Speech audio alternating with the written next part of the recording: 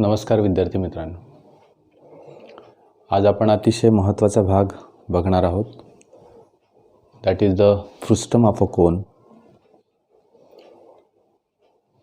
हा एक नवीन टॉपिक आहे. मेन्सुरेशन या प्रकरणातील कोन हा जो भाग आपण शिकलो आहोत किंवा 9वीमध्येही आपण कोन या सॉलिड फिगरचा अभ्यास केला. त्या कोनच्या संदर्भात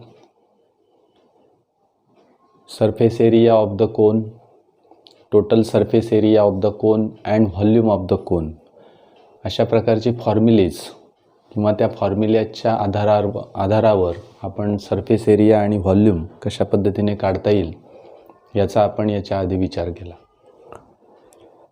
पण हे फ्रुस्टम ऑफ अ कोन म्हणजे नेमकं काय? तर आपण जर उदाहरणं बघितले, the shape of the glass, shape of the bucket, ही जी उदाहरणं आहेत, these are the examples of cone. हे कोनचेच उदाहरणं आहेत already. But this is a cut part of the cone. तो फ्रुस्टम हा जो भाग आहे ते मी उदाहरण तुम्हाला आत्ता असं दिलं की the glass for drinking water, the shape of that glass. तो ग्लासचा जो शेप असतो तो काही ठिकाणी सिलेंड्रिकल पण असतो, काही ठिकाणी कोनिकल शेप असतो. बकेट जी आहे ती बकेट आपल्याला जर विचारात घेतलं तर याप्रमाणे ती बकेट दिसते. तो जो भाग आहे तो फ्रुस्ट्रम आहे. Yes. Now when the cone is cut parallel to its base, ज्यावेळेस एखादा कोन त्याच्या बेसला पॅरलल अशा पद्धतीने तो कट केला इथून, तर असे दोन भाग त्या कोनचे मला मिळतात.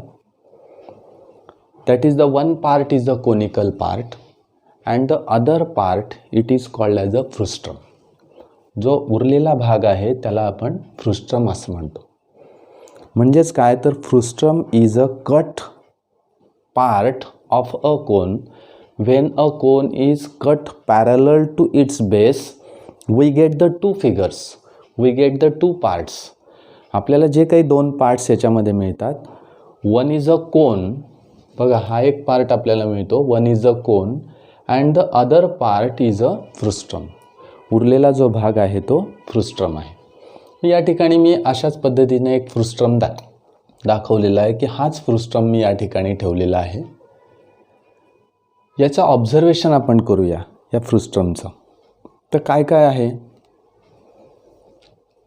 These are the two circular bases of the फ्रुस्ट्रम.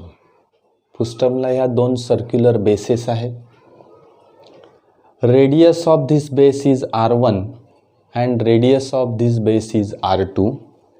Here if you observe that R1 is greater than R2. Radius of or one radius is greater than the other radius. एक रेडियस ही दुसऱ्या रेडियसपेक्षा मोठी असते. मग ते रेडियस तुम्ही R1 म्हणा की R2 म्हणा, त्यामुळे R1 is greater than R2 असं आपल्याला या ठिकाणी दिसतं. आपल्याला माहिती आहे की हा जर टोटल कोन मी विचारात घेतला तर this is the slant height of the cone. मी इथे नाव दिलं समजा A आणि इथे B, तर AB is the slant height. त्याचप्रमाणे मी इथे जर विचार केला तर हा मी या ठिकाणी नाव देतो PQ. This PQ is a slant height and it is denoted as L. त्याला आपण L असं म्हणूया. This is the slant height of the frustum. Now this H is the perpendicular height of the frustum. ती perpendicular height म्हणजे नेमकं काय? The distance between the centers of the two circular regions of the frustrum, it is called as a perpendicular height of the frustrum. जसं आपण कोनमध्ये विचारात घेतो की this is the perpendicular height, in the same way the distance between the centres of the two circular regions of the frustum it is called as a perpendicular height. त्याला आपण perpendicular height असं म्हणणार. Yes. मग आता ह्या ज्या terms आहेत ह्या टर्म्स मला या ठिकाणी समजल्या. मग आता या पद्धतीने या फ्रुस्ट्रमच्या संदर्भात मला स्लॅन्ट हाईट कशी काढता येईल, मला या फ्रुस्ट्रमचा सरफेस एरिया कसा काढता येईल, म्हणजे curved surface area. Second, that is what is the total surface area of the frustum, याचा टोटल सरफेस एरिया कशा पद्धतीने काढता येईल, ह्याचे जे फॉर्म्युलेज दिलेले आहेत हे फॉर्म्युलेज आपल्याला ॲक्च्युअल डिराईव्ह करता येतात. हे जे फॉर्म्युले आहेत हे फॉर्म्युले या ठिकाणी मी आता तुम्हाला जे फॉर्म्युले सांगणार आहे ते फॉर्म्युले आपल्याला कट पार्ट ऑफ द कोन ह्याचा विचार करून ते फॉर्म्युले डिराईव्ह करता येतात. पण तो भाग आपल्याला या ठिकाणी अभ्यासक्रमात नसल्यामुळे आपण फक्त त्या फॉर्म्युल्यांचा विचार करणार. आपण एखाद्या व्हिडिओमध्ये तशा पद्धतीने घेऊया की how we derive the formulae to find out the surface area of the frustum, slant height of the frustum, total surface area of the frustum and volume of the frustum. आता मी या ठिकाणी तुम्हाला ज्या फॉर्म्युल्यांचा विचार करायला सांगणार आहे त्याची थोडीशी आपण कंपॅरिझन करूया. फॉर कोन जे फॉर्म्युले मला माहिती आहेत ते मी आता या ठिकाणी क्रमाक्रमाने लिहिणार आहे. कोनचा जर विचार केला तर ही स्लॅन्ट हाईट मला काढता येते. What is the formula to find out the slant height of the cone, हे तुम्हाला माहिती आहे. L square is equal to R square plus H square, हे तुम्हाला माहिती आहे. त्याच फॉर्म्युल्यानुसार मला जर एल काढायची असेल तर मी कशा पद्धतीने फॉर्म्युला वापरणार, याचं स्क्वेअर रूट मला घ्यावं लागेल. Square root of H square plus R square किंवा R square plus H square. मला जे तुम्हाला सांगायचं आहे त्याच्यासाठी मी थोडासा चेंज करून घेतला. आर स्क्वेअर प्लस एच स्क्वेअरच्या ऐवजी H square plus R square लिहून घेतला. ओके. दुसरा फॉर्म्युला आपल्याला माहिती आहे की curved surface area of a cone. हा फॉर्म्युला आपल्याला सगळ्यांना माहिती आहे. तो काय आहे, पाय आर एल. येस. आपल्याला तिसरा फॉर्म्युला माहिती आहे, that is total surface area of cone. Total surface area is equal to pi L in bracket. बघा, total surface area of the cone आपल्याला माहिती आहे, that is pi L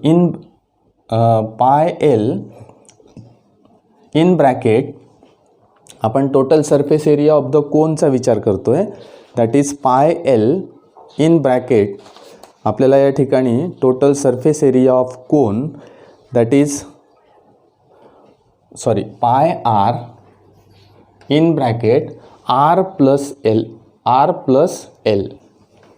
yes, हा formula या ठिकाणी विचारात घेऊया. Pi R in bracket R plus L. आता fourth formula that is volume. आपण व्हॉल्यूम कशा पद्धतीने काढलं तर 1/3 pi R square and H. ही जे फॉर्म्युले आहेत हे फॉर्म्युले आपण थोडंसं विचारात घेऊया. मग आता फॉर फ्रुस्ट्रम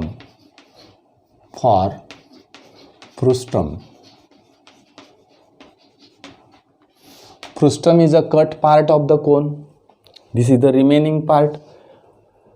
बऱ्याच वेळा असंही करता येतं की अमुक या उंचीचा कोन, या रेडियसचा कोन त्या ठिकाणाहून कट केला तर उरलेल्या पार्टचं मला सरफेस एरिया काढा, टोटल सरफेस एरिया काढा, असेही उदाहरणं याच्यापूर्वी आपण सोडवलेले आहेत.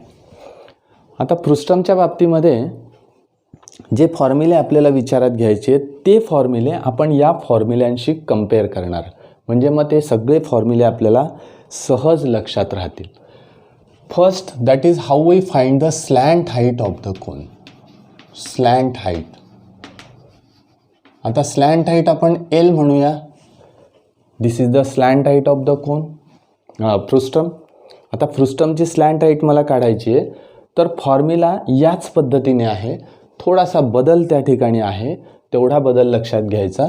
Square root of H square plus R1 minus R2 bracket square. आता हा फॉर्म्युला आणि हा फॉर्म्युला कम्पेअर करा. If we compare this, h square is same. Yes, h means the height of that frustum. बरोबर आहे. हा कम्पेअर करा म्हणजे या फॉर्म्युल्याप्रमाणेच हा येतो असं नाही, पण आपल्याला त्याच्याशी कम्पेअर केल्यानंतर हा फॉर्म्युला लक्षात ठेवणं सोपं जातं. Yes, L is equal to square root of h square plus R1 minus R2 bracket square. Yes, this is the slant height of the frustum. Second, curved surface area of frustum. Curved surface area of frustum is equal to, आता याचा curved surface area कसा आहे बघा, formula pi R L. Yes, L means the slant height. तसंच फ्रुस्टमची सुद्धा स्लॅंट height त्या ठिकाणी आहे. फक्त बदल कुठे आहे तर इथे दोन सरफेसेस आहेत, सर्क्युलर सरफेसेस, म्हणून या ठिकाणी आरमध्ये मला चेंजेस करता येईल. येस, म्हणून पाय एल तसंच आहे, पाय एल इन ब्रॅकेट. आता बघा, पाय L in bracket R1 plus R2. आरच्या ऐवजी काय लिहायचं आहे, R1 plus R2. This is the formula. This is the curved surface area of the frustum. आता टोटल सरफेस एरियाकडे जाऊया.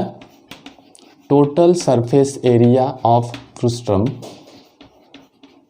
इज इक्वल टू, हा टोटल सरफेस एरिया मी कशा पद्धतीने काढणार, तर इथे टोटल सरफेस एरिया कसा काढला आहे बघा, pi R in bracket R plus L. त्याचप्रमाणे मला या ठिकाणी टोटल सरफेस एरिया काढावा लागेल. आता total surface area of the फ्रुस्टमचा मी जर विचार केला तर कोणकोणते एरिया त्या ठिकाणी ॲड होतील, तर कर्व्ड सरफेस एरिया म्हणजे हा curved surface area, that is pi L in bracket R1 plus R2. Yes, this is the curved surface area of the frustum. हे बघा या ठिकाणी लिहिलेलं आहे कर्व्ड सरफेस एरिया. हा कर्व्ड सरफेस एरिया मी घेतला. आता दुसरा area, area of the upper face. Upper face is a circular. Upper face means plus pi R1 square. Upper फेसचा pi R2 square. Yes, upper फेसचा मी सरफेस एरिया त्याच्यात add केला. Again area of the base. Area of the base is, radius is R1, that's why area of the base is pi R1 square. Right here plus pi R1 square. म्हणजे काय केलं मी, तर मला total surface area काढताना तीन सरफेसेसची मला बेरीज करावी लागेल. That is the curved surface area. This is curved surface area. Yes, plus area of upper face, हा आहे upper face, and plus base, area of base.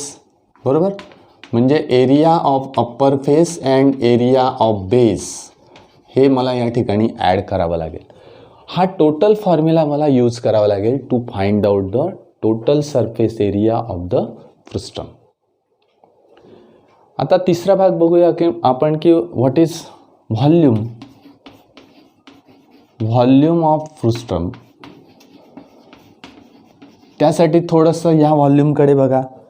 1/3 pi R square H. त्याच्याऐवजी मला आता थोडासा बदल करायचा आहे आणि तेवढाच बदल आपण लक्षात ठेवायचा. 1/3 इज कॉन्स्टंट. Right here 1/3. या ठिकाणी पायसुद्धा कॉन्स्टंट राहील, म्हणजे 1/3 पाय कॉन्स्टंट राहील, एचसुद्धा कॉन्स्टंट राहील. बदल फक्त आर स्क्वेअरच्या ठिकाणी येईल. What is a difference, R स्क्वेअरच्या ऐवजी मला काय लिहायचं आहे, R1 square plus R2 square plus R1 into R2. एवढा बदल मला करायचा आहे. कुठे, या आर स्क्वेअरच्या जागेवर. Yes, now these are the formulae to find out the slant height of the frustum, curved surface area of the frustum, total surface area of the frustum and volume of the फ्रुस्टम.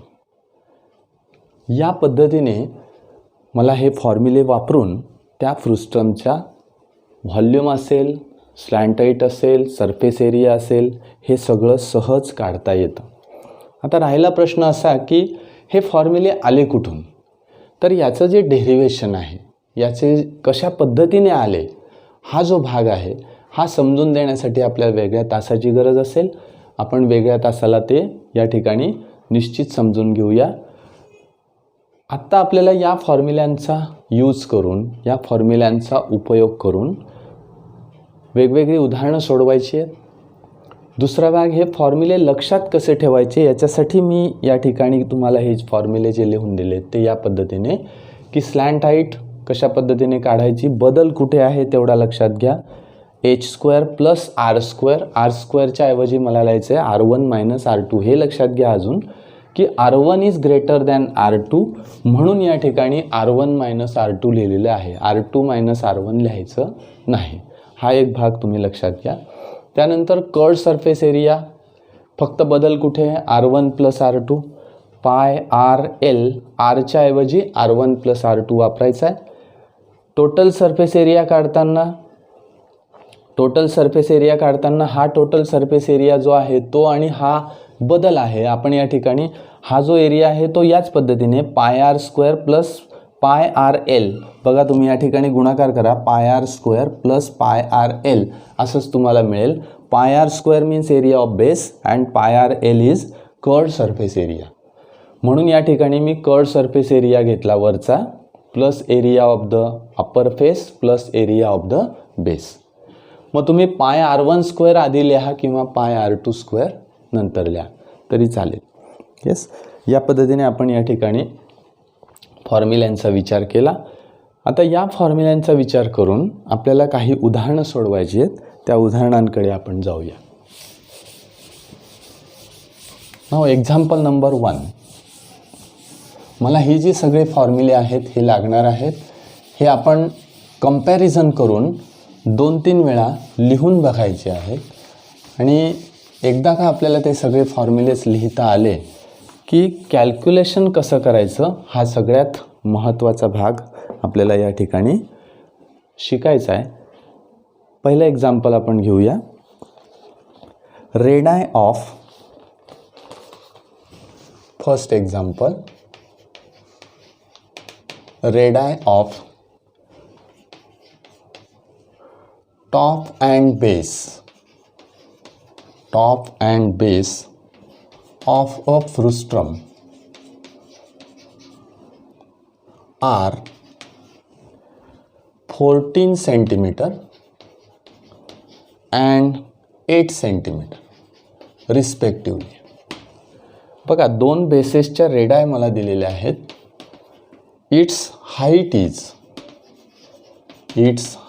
Is 8 centimetre. Height सुद्धा 8 सेंटीमीटरच आहे. Then find its first curved surface area, second total surface area and volume. आता मला या ठिकाणी उदाहरण सोडवताना फ्रुस्टमची diagram काढली तरी चालेल, डायग्रॅम नाही काढली तरी चालेल, पण मी या ठिकाणी छोटीशी डायग्रॅम या ठिकाणी काढून घेतो की दिस इज अ फ्रुस्टम. अशा पद्धतीचा फ्रुस्टम आहे. यामध्ये काय काय दर्शवलेलं आहे ते मी या ठिकाणी लिहितो. की रेडियस मला दिलेलं आहे, radii of the base of the frustum R 14 centimetre. बघा, ही मोठी दिसते म्हणून 14 सेंटीमीटर, ही लहान आहे म्हणून 8 सेंटीमीटर. याच्यातले जी हाईट आहे, perpendicular height is also 8 centimetre. या पद्धतीने मी या ठिकाणी लिहून घेतलं. ओके, ज्या बाबी दिलेल्या आहेत त्या मी लिहिणार आहे. r1 is equal to 14 centimetre, r2 is equal to 8 centimetre and h is equal to 8 centimetre. Yes, आपण आता उदाहरण सोडवायला सुरुवात करू. पहिलं मला काढायचं आहे की कर्व्ड सरफेस एरिया. आपण जर ऑब्झर्व केलं तर फ्रुस्टमचा जो फॉर्म्युला आहे कर्व्ड सरफेस एरिया काढण्याचा, त्याच्यामध्ये एल आलेला आहे. कारण कर्व्ड सरफेस एरियाला एल लागतो. पण या ठिकाणी मला कुठेच एलची व्हॅल्यू दिलेली नाही आहे. म्हणजे सुरुवातीला मला काय करावं लागेल, first we find the slant height of the frustum. Yes, पहिला मुद्दा मी या ठिकाणी लिहिणार, slant height of frustum is equal to L म्हणूया आपण त्याला. एल इज इक्वल टू, मला फॉर्म्युला माहिती आहे, square root of H square plus R1 minus R2 bracket square. This is the formula. Means L is equal to square root of, इथे मी values टाकतो आता, H square means 8 square plus R1 is 14 minus R2 is 8. Yes, bracket square is equal to square root of 8 square means 64 plus 14 minus 8 that is 6 square means in square root 64 plus 36 is equal to square root of 100 and hence L is equal to 10 centimeter. Slant height मी काढली, the value of the slant height is 10 centimeter. आता ही 10 centimeter ही slant height मला मिळाली. We can easily find out the curved surface area. Right here, curved surface area of a frustum is equal to, मला formula माहिती आहे curved surface एरियाचा, pi L in bracket R1 plus R2. Formula नीट लक्षात घ्या. This is the formula to find out the curved surface area is equal to, what is pi. आता पायची value मी टाकूया 3.14 into L is 10 and R1 is 14 and R2 is 8 is equal to, अगदी सोपं आहे, 10 into 3.14 means 31.4 into 14 plus 8 that is 22. मला फक्त काय करायचं आहे, यांचा गुणाकार करायचा आहे, is equal to the product is, तुम्ही जर प्रत्यक्ष हे करून बघितलं तर 690.8 centimetre square. This is the curved surface area of the frustum. या पद्धतीने तुम्हाला कर्व्ड सरफेस एरिया काढता येईल. Now let us find the total surface area.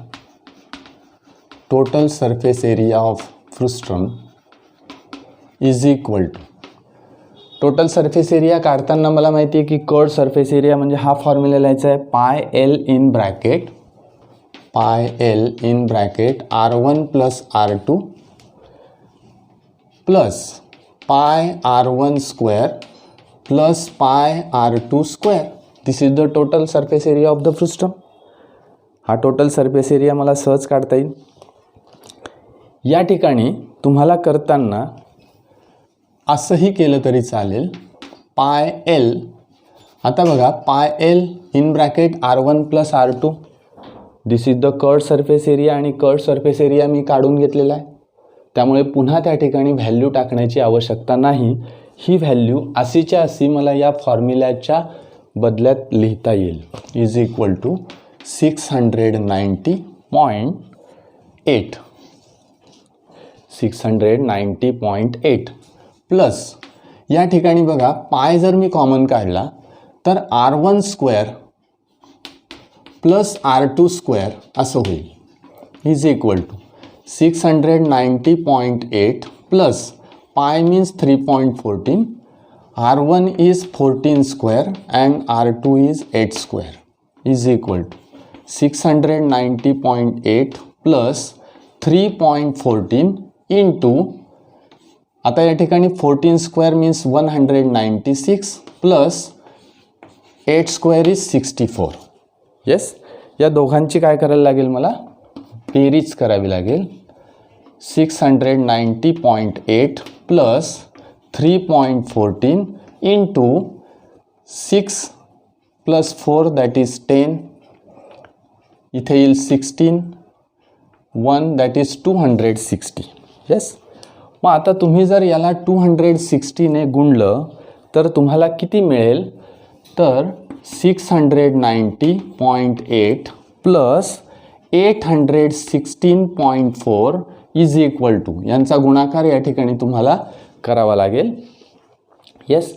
आणि मग पुढे तुम्हाला बेरीज करावी लागेल. या दोघांची बेरीज केली तर 1507.2 centimetre square. This is the total surface area of the पृष्ठ. हा टोटल सरफेस एरिया मला अशा पद्धतीने मिळेल. मग आता व्हॉल्यूमच्या बाबतीत काय, तर volume is again very simple. Volume of frustum is equal to, formula मला माहिती आहे, 1/3 pi h in bracket r1 square plus r2 square plus r1 into r2.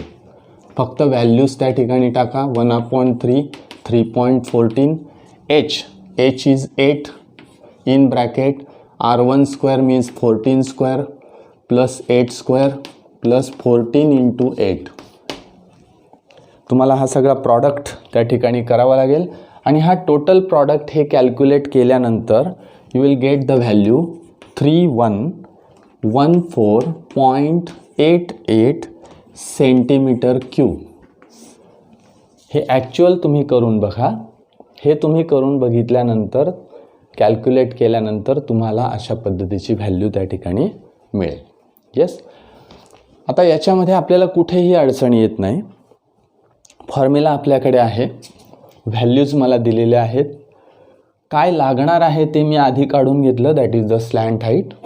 And then easily we can solve such a type of examples.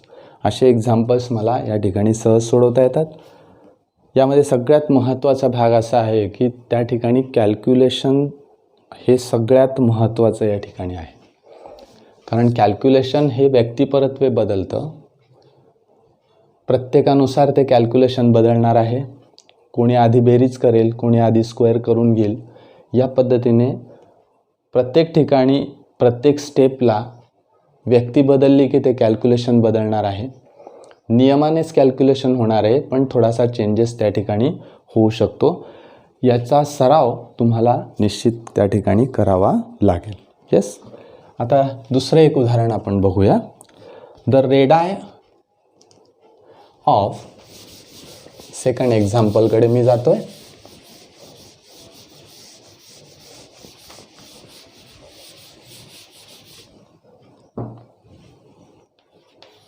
The radii of two circular ends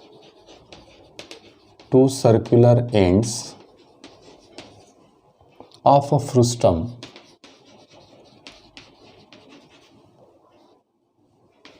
frustum shaped bucket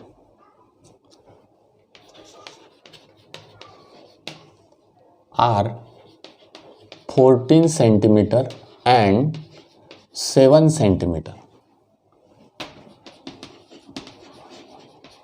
Height of a bucket, त्या बकेटची height आपल्याला दिलेली आहे, is 30 centimeter. How many liters of water it can hold?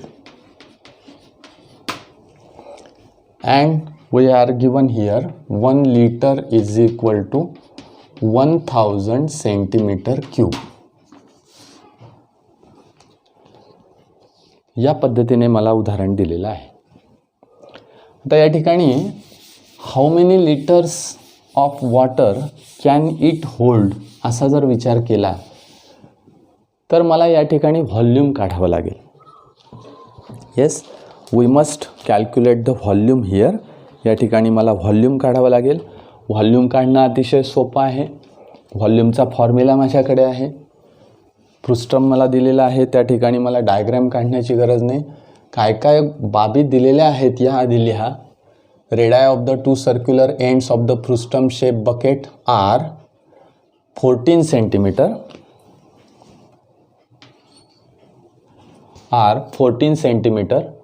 And 7 centimetre. मग इथे आपण लिहूया R1 is equal to 14 centimetre, R2 is equal to 7 centimetre. Height of the bucket that is H is equal to 30 centimetre. Yes.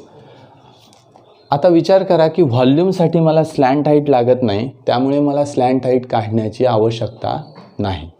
म्हणून मी सरळ आता ह्या values घेईल आणि volume first we have to find the volume and then this volume is converted in to the litres. मग नंतर ते volume आपल्याला लिटर्समध्ये कन्व्हर्ट करायचं आहे. Volume of frustum is equal to volume of bucket म्हणूया आपण, is equal to 1/3 pi H in bracket R1 square plus R2 square plus R1 into R2. Yes. आता एच मला ते किती दिलेलं आहे? 30. Yes. Value of H is 30. आता असा विचार करा की या ठिकाणी मी पायची व्हॅल्यू 22/7 टाकणार आहे. Okay. Is equal to 1/3 pi means 22/7 into H. H means 30. Yes. बघा एच 30 आहे. R1 square 14 square plus 7 square plus 14 into 7. Yes. Is equal to भाग तुम्हाला देता येईल 3 हिअर इज 10. येस. हा भाग असाच राहू द्या, म्हणजे 22/7 into 10. Yes. In bracket 14 square means 196 plus 49 and plus 14 into 7. Yes. या सगळ्यांचं मला काय करायचं आहे? गुणाकार करायचा आहे. 8 to 98. येस. या सगळ्यांची जर बेरीज केली तुम्ही 22/7 इंटू 10 इंटू या सगळ्यांची बेरीज केली तर ती येते 343. येस. आता 343ला 7ने भाग द्यायचा आहे. सहज जातो. इथे येईल 49. येस. मग तुम्हाला काय कॅल्क्युलेट करायचं आहे तर 22 इंटू 10 इंटू 49. येस. एवढा गुणाकार तुम्हाला करायचा आहे. हा प्रॉडक्ट तुम्हाला मिळेल 10780. येस. इतके सेंटीमीटर क्यूब. मग आपल्याला माहिती आहे की 1000 centimetre cube is equal to 1 litre. Means if we divide this value with 1000 we will get this value in litres. मग ते लिटरमध्ये मला मिळेल. म्हणून volume in litre is equal to 10780 divided by 1000 litres. म्हणजेच व्हॅल्यू किती येणार आहे बघा. 0 तर या ठिकाणी कॅन्सल होतो, म्हणजे 10.78 लिटर. 10.78 लिटर्स या ठिकाणी मला अशा पद्धतीने व्हॅल्यू मिळेल. आता बऱ्याच वेळा आपल्याला शंका अशी येते की 22/7च्या ऐवजी 3.14 टाकलं तर काय होईल. फक्त या व्हॅल्यूमध्ये थोडासा चेंज होईल. 10.77 वगैरे असं येईल. त्यामध्ये तो काही भाग नाही. त्या ठिकाणी तुम्हाला तेवढं आलं तरी चालू शकतं. तुम्ही कुठलीही व्हॅल्यू त्या ठिकाणी टाकली तरी चालेल. या ठिकाणी जर तुम्हाला दिलेलं नसेल तर तुम्ही कुठलीही व्हॅल्यू या ठिकाणी सहज त्या ठिकाणी पुटअप तुम्ही करू शकता. ओके. याच पद्धतीने आपण एक उदाहरण सोडवणार आहोत की how to find the surface area, total surface area and volume of the frustum. उदाहरण पुन्हा अतिशय सोपं आहे.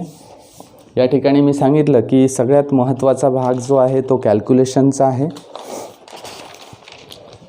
Third example. The radii of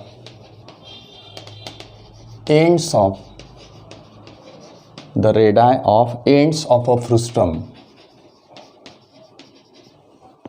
R 14 centimetre and 6 centimeter. Yes. And its height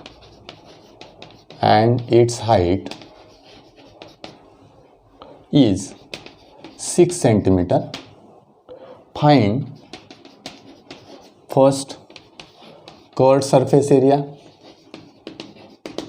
second total surface area and third volume. अशा 3 values मला पुन्हा या उदाहरणामध्ये काढायच्या आहेत. प्रोसेस आपण बघूया. Not necessary to draw the diagram of frustum. फ्रुस्टमची डायग्रॅम काढण्याची आवश्यकता नाही किंवा तुम्ही काढून घेतलं तरी चालेल. Radii of ends of the frustum R R1 is equal to 14 centimetre, R2 is equal to 6 centimetre and its height H is equal to also 6 centimetre. Yes, काढायचं आहे आपल्याला कर्व्ड सरफेस एरिया. कर्व्ड सरफेस एरियासाठी मला slant height लागणार आहे. ती slant height मला काढावी लागेल. स्लॅन्ट हाईट काढण्यासाठी माझ्याकडे फॉर्म्युला आहे. त्या फॉर्म्युलाचा उपयोग मी सहज या ठिकाणी करू शकतो. Let us find slant height. सगळ्यात आधी मला स्लॅन्ट हाईट काढायची आहे, दॅट इज L. म्हणजे slant height is equal to slant height L is equal to square root of, मला माहिती आहे की how to find the slant height, square root of H square plus R1 minus R2 bracket square is equal to. आता मी या ठिकाणी values put up करतो. H square means 6 square plus R1 means 14 minus 6 bracket square is equal to square root of 6 square plus 8 square and is equal to 36 plus 64 and is equal to root 100 and hence L is equal to 10 centimetre. मला L ची value सरळ 10 centimetre या ठिकाणी मिळाली. मग आता slant height मिळाल्यानंतर curved surface area easily we find curved surface area. Curved surface area of frustum is equal to, मला कर्व्ड सरफेस एरियाचा फॉर्म्युला माहिती आहे, pi L in bracket R1 plus R2. Yes, formula माझ्याकडे आहे. Is equal to pi, value of पायची value मला किती मिळेल, 3.14 टाकूया आपण. Yes, into L sorry L is 10, R1 means 14, R2 means 6 is equal to, हे तुम्ही कॅल्क्युलेशन केलं तर तुम्हाला मिळेल 31.4, बघा 10ने गुणलं, इंटू 14 प्लस 6 दॅट इज 20. म्हणजे तुम्हाला या ठिकाणी फक्त गुणाकार करावा लागेल. म्हणजे हा गुणाकार केला तर तुम्हाला मिळेल 628 सेंटीमीटर स्क्वेअर. किंवा तुम्ही असं केलं, या ठिकाणी हा 10 तसाच ठेवला तर 10 इंटू 20 म्हणजे 200 होईल. 3.14 into 200 value is same. Value याच पद्धतीने तुम्हाला मिळेल. हे झालं curved surface area. Let us find total surface area. Total surface area of frustum is equal to, total surface area कसा काढायचा आपल्याला माहिती आहे, curved surface area that is pi L in bracket R1 plus R2, this is the curved surface area, plus area of base pi R1 square plus pi R2 square. या पद्धतीने मी सहज त्या ठिकाणी गुणाकार करू शकतो. इज इक्वल टू, याची value total माहिती आहे मला, pi L in bracket R1 plus R2 that is 628. Right here 628 plus pi जर मी कॉमन काढला तर मला मिळेल R1 square plus R2 square. Yes, is equal to 628 plus pi means 3.14 in bracket R1 means 14, yes 14 square plus R2 means 6 square is equal to 628 plus 3.14 into, या ठिकाणी तुम्हाला 196 plus 36 या दोघांची काय करावी लागेल, बेरीज करावी लागेल. 628 प्लस 3.14 इंटू, या दोघांची बेरीज केली तर तुम्हाला मिळेल 232. Yes, and is equal to, यांचा गुणाकार करायला लागेल आधी. तो गुणाकार येईल 628 plus 728.48 and is equal to ह्या दोघांची बेरीज तुम्हाला येईल 1356.48 centimetre square. This is the total surface area. Can we find the volume? Volume अतिशय सोपं आहे. पुन्हा volume is equal to, what is the formula to find volume? 1/3 pi h in bracket r1 square plus r2 square plus r1 into r2 is equal to, पुन्हा इथे values टाका. 1/3 पायची value 3.14, h is 6, r1 is 14 square plus 6 square plus 14 into 6. हे तुम्ही total calculation केल्यानंतर तुम्हाला value मिळेल 1984.48 centimetre cube. ही एक टोटल व्हॅल्यू तुम्हाला या ठिकाणी मिळेल. तुम्हाला हे कॅल्क्युलेशन स्वतः त्या ठिकाणी करावे लागतील. अतिशय सोपा भाग या ठिकाणी या फ्रुस्ट्रमच्या संदर्भातला आहे. एक ॲक्टिव्हिटी तुम्हाला पुस्तकामध्ये दिलेली आहे. त्या ॲक्टिव्हिटीच्या संदर्भात तुम्ही विचार करायचा आहे आणि ती ॲक्टिव्हिटी कशा पद्धतीने सोडवता येईल याचाही विचार करायचा आहे. एक्झाम्पल नंबर 3 दिलेला आहे, प्रॅक्टिस सेट 7.2. या 7.2 मध्ये जे उदाहरण 3rd नंबरचं दिलेलं आहे ते अतिशय महत्त्वाचं आहे आणि ते उदाहरण तुम्ही स्वतः सोडवायचं आहे. त्या ठिकाणी सर्कम्फरन्स दिलेला आहे. सर्कम्फरन्सवरून आपल्याला कशा पद्धतीने रेडियस काढता येईल याचा विचार त्या ठिकाणी करायचा आहे आणि त्या पद्धतीने ते उदाहरण सोडवायचं आहे. ओके, आज आपण या ठिकाणी थांबणार आहोत. हे जे 3रं उदाहरण आहे हे तुम्हाला स्वतः घरी सोडवायचं आहे. ओके, पुढच्या व्हिडिओमध्ये आपण नवीन टॉपिकला सुरुवात करूया. धन्यवाद.